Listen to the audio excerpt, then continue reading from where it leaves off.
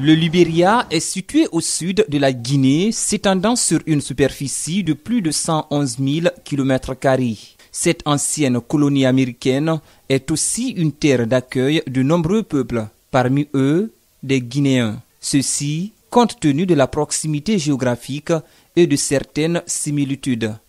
Certains y ont fait des dizaines d'années. Il y a 5 associations ici. Mais, par exemple, l'association de jeunes de Fulbe, si tu as des problèmes ici, qu'ils vont te donner des commissions pour qu'ils puissent t'aider à avoir de conscience pour que tu puisses rester à l'association là-bas.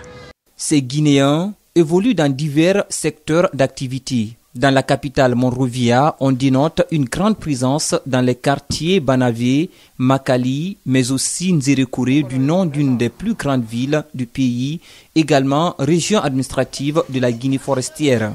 Des habitations de fortune sont érigées dans lesquelles se trouvent de nombreuses familles, toutes ethnies confondues. Chaque habitant a son histoire.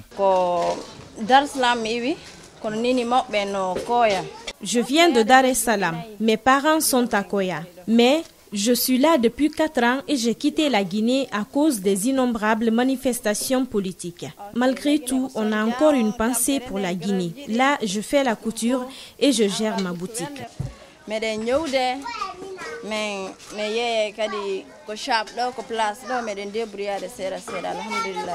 Après 2 tentatives vaines au baccalauréat en Guinée, Abdoulaye Bari, la vingtaine, s'est dirigé vers le Libéria. Arrivé sans repère, il possède à ce jour sa propre boutique d'alimentation générale.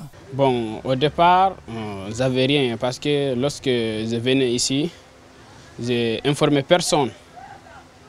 Ouais, c'est lorsque je suis arrivé ici, j'avais un oncle ici là, il habite à Fiamma. Donc, lui, il m'a reçu, donc je me débrouillais là-bas. J'ai fait là-bas 1 an ou 8 mois.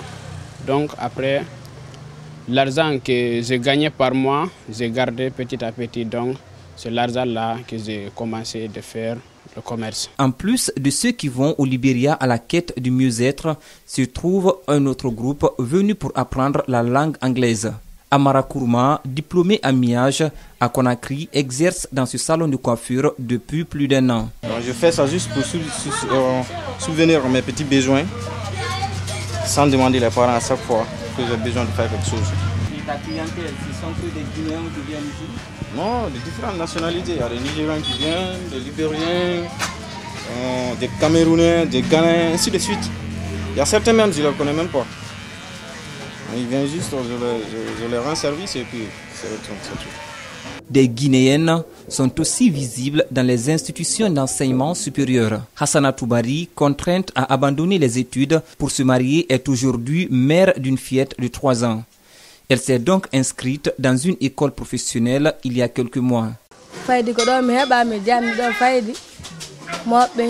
Je suis née et grandie au Libéria. Mes parents sont arrivés ici il y a quelques années. Eux, ils vont en Guinée pendant les vacances. Moi, je suis mariée, mais pour être utile à la société, je me suis inscrite à une école professionnelle. Cette forte communauté guinéenne est parfois confrontée à certaines tracasseries. Si, par exemple, l'immigration qu'on nous prend ici, si on appelle, on n'a pas de l'aide. On n'a pas de l'aide. C'est nous-mêmes qui doit négocier pour nous. Pour trouver une solution à ceux qui les assaillent, l'ambassade de Guinée est le dernier recours. Elhadj Abdoulaye Douré dit être à l'écoute de tout le monde. Chaque pays a son administration. Même si la CEDEAO dit la libre circulation des personnes et des biens, mais vous savez, quand on est à l'étranger, ce n'est pas facile. Cette libre circulation des personnes et des biens, même si c'est dit par la CEDEAO, mais généralement, ce n'est pas respecté. Bon, une fois qu'on les arrête, nous leur disons de venir prendre des cartes consulaires. Ces cartes consulaires-là sont valables. Après 3 mois, on leur dit, OK, si vous voulez rester dans ce pays, allez prendre votre carte de résidence. On part du cireur et au plus grand Richard. Vous allez trouver un cireur pour lui dire, il faut prendre une carte de résidence à $150. Et le monsieur n'a pas de revenus. c'est pas facile de prendre une carte à $150. C'est là où le bas blesse. Et nous sommes obligés d'aller vers les autorités pour leur dire que vraiment, ces gens-là n'ont pas de moyens. Soit on leur donne ça en étalant, ou alors vraiment, ils ne peuvent pas payer les $150 à la fois.